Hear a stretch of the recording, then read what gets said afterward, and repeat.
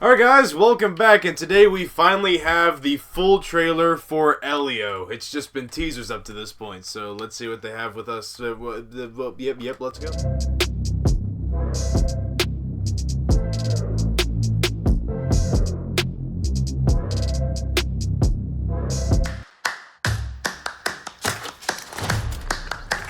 Oh really? I wouldn't have guessed. Don't put sunscreen on your eyes, kid. That will burn. I'm trying to get abducted by aliens. Elio, skipping. Let me clarify. Oh, if this is boundary testing or sleep regression or which one of these is you? I don't know, but I think that one is you. My son, Gordon! you prepared to be... What is this knockoff Cobra Bubbles? Like, what is this? Not Cobra Bubbles. The shark dude? Yeah. Gantu? Yes. Thank you. I said Cobra. Cobra is the... Cobra Bubbles is the, like, CIA CIA. dude, yeah. Yeah. There is Lilo and Stitch vibes to this, though. to become the greatest war... This dude reminds me of, like, a Skylanders villain. Oh no. Wait, do all the aliens talk? Yeah. Need to make friends. I just want to belong. You're a loser. If any aliens are listening, please come and get me. Okay, bye. I love you. That's weird, kid. Don't say I love you, random aliens. It's really happening. We search the universe For the dreamers and stargazers like you. This is awesome! Are you gonna eat me? What? Ew. Oh, no. My name. Oh yeah, Spider-Man powers. What's your name? No one's ever asked me my name before. I'm Glorden. Back home, I did. That mouth was not synced. Maybe it was they took a different line and put it over a scene, but that was not synced. Well, sometimes they do that with trailers. They'll, like, mix the audio. I never had a friend before. me neither. Up top. I am Grygon! Grygon! But I just got here. Perhaps one of us could talk to Lord Grygon. I am shy. I'll do it. What a heroic figure. I'm finally fitting in, and now Grygon's gonna blow everyone up. My friends need our help. You made a friend? Not poor mom. You will feel my wrath. Glorden? Hi, Dad. I'm a bargaining chip. That was actually funny. It's like Burrito. What is that unholy sound? Stop! Not the laughter. Gordon, I am not fireproof. Why didn't you say something? Just get in my mouth. What? What? It's actually kind of comfy in here. It is? I've never been in there. That's kind of weird. What did I just watch? This movie gets weirder with each trailer, I think. Yeah. I still don't really know how to feel about it. So he's gonna get mistaken for the ambassador, and then But then it's they- gonna spiral into this kind of war. Yeah, but he thing. did say that they look for the dreamers and the stargazers. So I'm assuming maybe the aliens will eventually like find out maybe earlier than the villains, and they'll be like, yeah, like we found you because this is why. But then the dad of the slug thing, The spider dude. the spider dude, yeah, will Glorden. won't know it. Gordon, he gives me Burrito vibes. Hi, Dad, I'm a bargaining chip. That was the first joke that actually landed from all these trailers. But yeah, it's just like I feel like it's almost too cartoony or something. Like I don't know what it is. It gives me like I think it's gonna be like Luca in a sense. I feel mean, like, definitely Luca. I mean, he even kind of looks like Luca a little bit, and it just falls into that Yeah. same like animation style that Pixar's been doing for like every single movie lately, where they Blobs. just all look the same. blobs, except Inside Out for some reason. We got to have actual human-looking people in Inside Out. I don't know why. Probably because the first one had human feet. True, but yeah, it's like I feel like this is gonna kind of be like Luca, but I feel like it like obviously Luca wasn't like a smash hit or anything. Well, if Disney would have actually released it in theaters, maybe it would have done well. It definitely like the consensus with all the like audience was like it was charming, it was endearing, it was cute, it was just a little feel good movie. I feel like this is gonna be the same way, just maybe a little less effective. I don't know. I feel like this is interesting in concept, but The execution. the execution hasn't sold me yet. Yeah, it feels like we're dumbing down this concept. I feel like if it was more realistic and less cartoony, it might work a little better. Like, I feel like because like, it does have that kind of Lilo and Stitch vibe, but, like, in reverse. Yeah. where the kid goes to space. Yeah. Except this is a much nicer, But happier space. But it's like with Lilo and Stitch, I mean, it's cartoony, but also it works. Yeah. I think what it is like, at least like the Lilo and Stitch aliens have like very distinct looks to them, where all of these kind of just look the same. Blobs. Just blobby things, yeah. Yeah, I would say, or like even that. I think 2D animation does Lilo and Stitch some favors as well. I just want Pixar. Pixar. I want Pixar to venture out into different animation. But yeah, I want Pixar to like, because lately all of these movies have had this same kind of aesthetic, and I mean Pixar always has great animation, but I want them to do something like what DreamWorks did with Puss in Boots. I feel like the animation style worked well for like Turning Red, because they did like all the anime bits. Yeah, I feel like with this style, Turning Red probably did it best.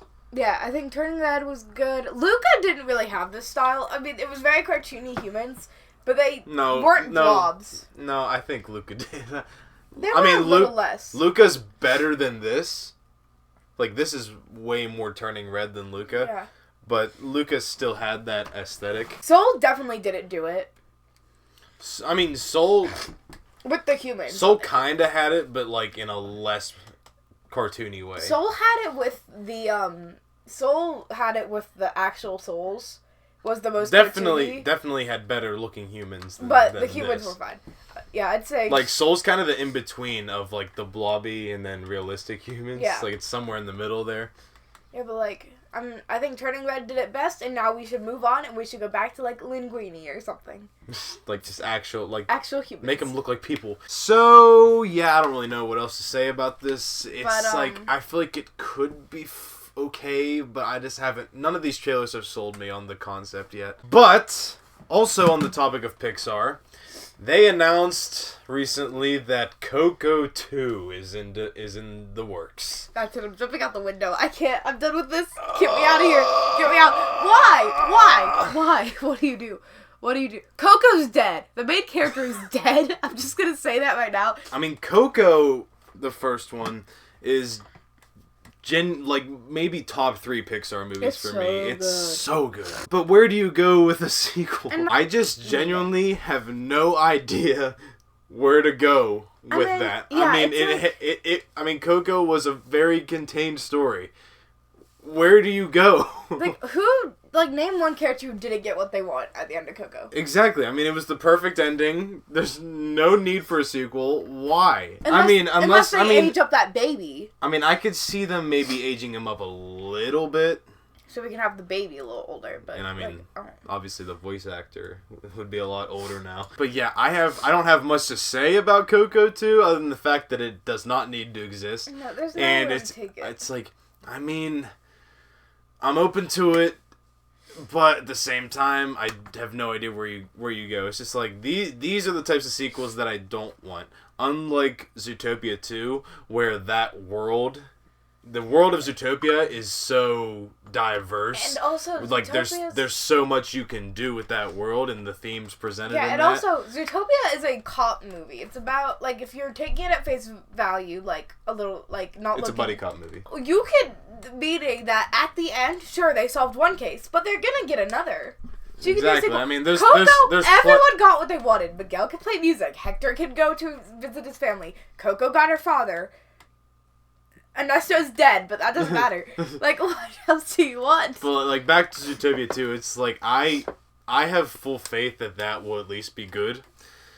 But it's like all these other sequels, like the Toy Story 5s and the Coco 2s and the Frozen 3s and 4s. Like, it's not even Pixar. Why? I know it's not Pixar. The only other one that I think could work is Incredibles, but that's again because it's a superhero movie. Yeah, the same thing with the Incredibles. Like the Incredibles, like there's a lot you can do with that. They didn't really use it to the greatest potential in Incredibles 2.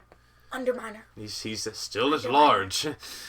Although I still don't. The thing with Incredibles that I don't get is like they're legal now, so I'm not really sure what the conflict will be, unless it's just like an hour of them fighting villains. Incredibles, which I would watch. Incredibles, I'm very open to. It's like what I want them to do with Incredibles 3 is age up the kids, please. Make Jack like a toddler at least. But anyway, I could see them aging up Miguel a little bit, but again, I don't get what the thing would be. Because, like, how do we even get Hector? Because, like, if we're not stealing the guitar, the magic guitar that makes you go to the land of the dead, how do we even get half the cast? There's no reason for him to go steal that guitar that, like, punished him from stealing from the dead. Well, because, I mean... The guitar's... He has no way of returning now. Yeah, so... Unless he just dies. We're not killing off... So, like, how do we even get Hector and the other ones? Mama Imelda. That's her name. I don't have the answers, Hannah. I'm speaking out loud of why this movie shouldn't exist. But it's like I think it was like maybe like a year ago where it's like it was after, like it was before Inside Out 2 came out, and they were talking about how like after the string of like Soul, Luca, and Turning Red, where they all like didn't do well. Which was no fault to the movies themselves, but like obviously Soul came out in 2020 during the pandemic. Yeah. There was nothing you could really do there. But Luca Turning Red, you definitely could have released in theaters, but you just dumped on Disney Plus instead. And then Lightyear was a colossal flop. Yeah, Lightyear just wasn't good. I mean, it was fine. All right, but not great. And then we had Elemental after that, which didn't start good, but eventually did make some money. Yeah, it's a very sweet little movie. Pete Docter came out and said that it's like we're focusing on the safe bets now, but like he also said that it's like we're gonna make movies that are like more broadly relatable, and not like these like he's not gonna let directors like tell like a personal story like Turning Red or something like that. Yeah. That's like obviously I'm not the target audience for Turning Red. But, I was closer to Turning Red. But it's not like a Toy Story where like everyone can relate to that. And it's like, I mean, I understand you want these safe bets because you want money, but at the same time you're also taking away opportunities from like these upcoming directors, especially like for Elemental, that want to tell personal stories. Especially I feel like Elemental was one where it told a personal story. Stuff with like immigration and stuff yeah, like and that. That's something like I think that was really well represented. So I don't know. Like they're missing the point here because the problem wasn't the movies themselves, because the one movie that was not an original was Lightyear, and it did horribly. The problem was not the movies themselves, it was because you didn't give them a chance. You just dumped, and like, obviously that's probably not Pixar's Disney. fault, that's Disney, but still. With Coco, it's just this one movie that I think everyone wants to just stay that gem that it is without having a sequel to ruin it, or having just a cash grab sequel. It seems like they learned the wrong lesson from Inside Out 2 when it made like $1 billion. Yeah, It's like Inside Out 2 was good, but that doesn't mean you need to make sequels to everything now. But while on the topic of Inside Out 2, Inside Out is another one of those where I think it warrants itself to sequels because like it's a very natural progression with Riley growing up and stuff like that. But it's like, again, Coco is not one of those that warrants a sequel. They're trying to look at the 2010s, and what were the two most popular movies of the 2010s?